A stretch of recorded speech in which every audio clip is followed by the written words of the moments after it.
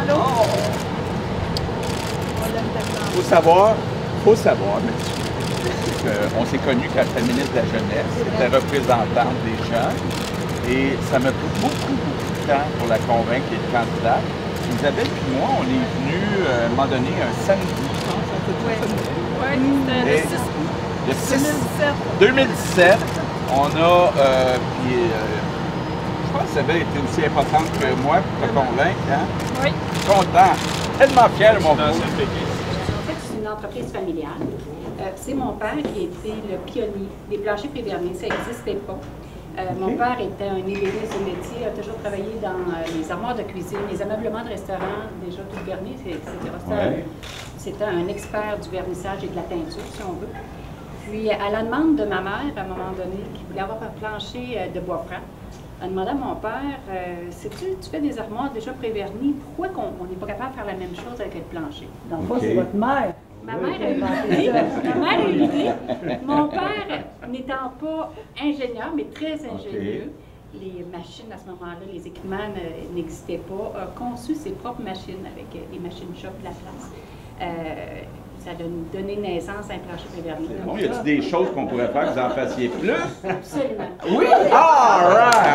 Je sens qu'on va avoir du plaisir. On va faire sortir les journalistes, on va travailler ces projets. On aimerait garder les journalistes. Ah, des preuves! On va avoir des preuves. En fait, on est, comme toutes les entreprises, on a un recrutement qui est difficile. On a besoin de plusieurs postes de manœuvre, mais aussi des mécanos, aussi des gens spécialisés.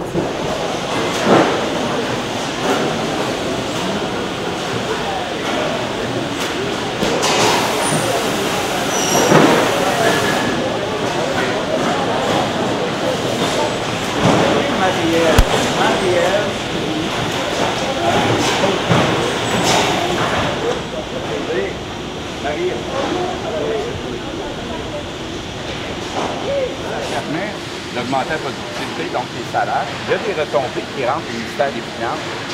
Puis on ne calcule pas toujours ça. Il y a juste un peu comme une banque. Ça, c'est un vrai profit. Fait que, il charge un taux d'intérêt ou une garantie de prêt. Mais l'idéal, ça serait qu'il y ait une partie. Tu déposes une espèce, on appelle ça un business case. Là, tu dis, bien, dans le business case, sur 5 ans, voici les retombées que j'estime. Si le gouvernement met une pièce, même si c'est une subvention, s'il retire plus qu'une pièce sur 5 ans, il est gagnant. Mais il ne pense pas comme ça toujours. C'est plus, entre guillemets, fonctionnaire, c'est moins entrepreneurial que l'Investissement Québec. Avez-vous déjà fait affaire avec l'Investissement Québec? Oui. Oui? Ah, c'est ça. Oui, c'est que c'est un peu trop banque et pas assez développé. Il faudrait qu'il soit au-devant de vous. Qu'est-ce qu'on peut faire pour vendre des plus dans le reste du Canada? Aux États-Unis, on peut vous aider à aller vous chercher des clients, à vous payer des billets d'avion? Parce que si vous allez à l'extérieur du Québec, ben, c'est bon pour l'économie du Québec. Fait que là, il y aurait intérêt à aider. Ils ne sont pas assez dynamiques au Investissement Québec. Trop avec les dépenses qui ne viennent pas parce qu'ils ne savent pas. Puis, ils pensent que tous les emplois sont à Montréal. Alors qu'il y a des endroits, pas partout, là, il y a des régions qui souffrent, qui n'ont pas beaucoup d'emplois, mais il y en a qui en ont beaucoup d'emplois, puis des bons emplois.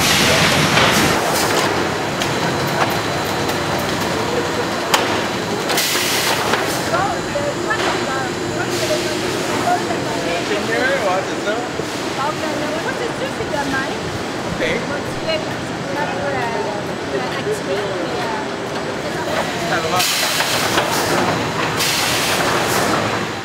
Mais s'il y a un gouvernement de la CAQ, on va prolonger le REM. Et savez-vous quoi?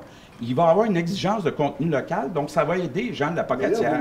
Il l'a manqué. Moi, je suis certain qu'au fond de lui-même, il regrette de ne pas avoir exigé, quand il a donné 1 milliard et plus à la Caisse de dépôt, de dire, en échange de mon milliard, là, vous allez exiger du contenu local. Il a fait une grave erreur de junior en développement économique, M. Couillard, qui a nui aux gens de la Pocatière. Bien, regardez le salaire moyen dans le comté. Hein, je ne sais pas, là, il se satisfait de peu, M. Couillard. Le salaire moyen dans le comté est très bas. Et puis, on pourrait avoir eu des expansions chez Bombardier à la Pocatière. Donc, économiquement, il y a beaucoup de travail à faire. Les gens ici payent plus de taxes scolaires comme taux que certaines autres régions. Donc, je ne vois pas où ils ont bénéficié d'un gouvernement libéral, en tout cas, pas économiquement. Le maire ici de Montmagny disait qu'il faudrait que le gouvernement embarque dans un ordre de 83 dans des projets majeurs pour qu'on soit capable de les réaliser.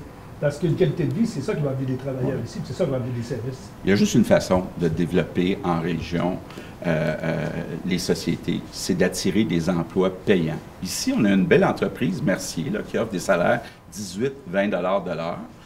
Pourrait offrir encore plus si on les aidait financièrement à acheter des équipements encore plus modernes.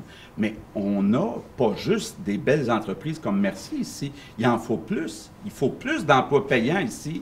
Puis si on a des emplois plus payants, ils vont acheter des maisons plus chères, ils vont payer plus de taxes foncières, ça va amener de l'argent dans les municipalités. C'est l'économie. Mais ici, l'économie, là, regardez le salaire moyen dans la Côte-du-Sud, vous allez voir, là, c'est triste. Oui, Qu'est-ce que vous voulez faire, M. Legault, justement, pour aider les entreprises comme ici, Plancher Mercier, à ce qu'ils donnent des meilleurs salaires à leurs employés? C'est quoi, vous allez baisser les impôts pour les entreprises? Non, on veut qu'Investissement Québec fasse beaucoup plus pour aider une entreprise manufacturière comme Mercier à ajouter des équipements, à augmenter les exportations, à faire encore plus grandir l'entreprise.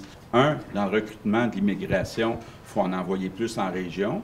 Deux, on a un jeune sur 4 qui ne finit pas son secondaire 5, c'est le minimum pour avoir un emploi. Puis 3, oui, en offrant des meilleurs salaires, c'est l'évidence que c'est plus facile d'attirer de la main-d'œuvre. Tout comme pour votre fraction, M. Legault. Oui. Ici, on est à 30 km de Lévis. Au niveau des services, la desserte de services dans une ville comme Lévis est beaucoup plus intéressante pour un jeune couple qui arrive de l'extérieur. Ça fait que le citoyen qui va venir chercher son travail ici, si les services ne sont pas améliorés, il va aller demeurer à Lévis.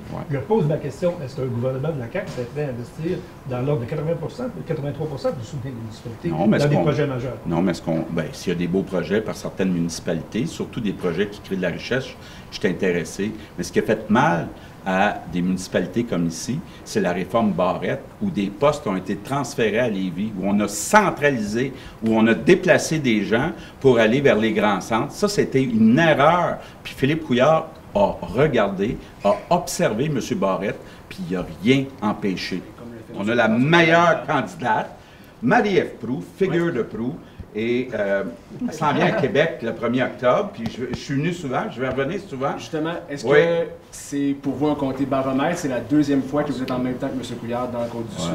Je pense que oui. C'est un comté actuellement qui est libéral, puis qui, selon tous les experts, pourrait basculer à la CAQ. Donc, c'est un comté important. C'est un comté qui est là, baromètre. En même temps que... Bien, je pense que oui. Là, mais moi, je serais gêné, en tout cas, à sa place, d'aller chez Bombardier après ce qu'il a fait avec le train de Montréal.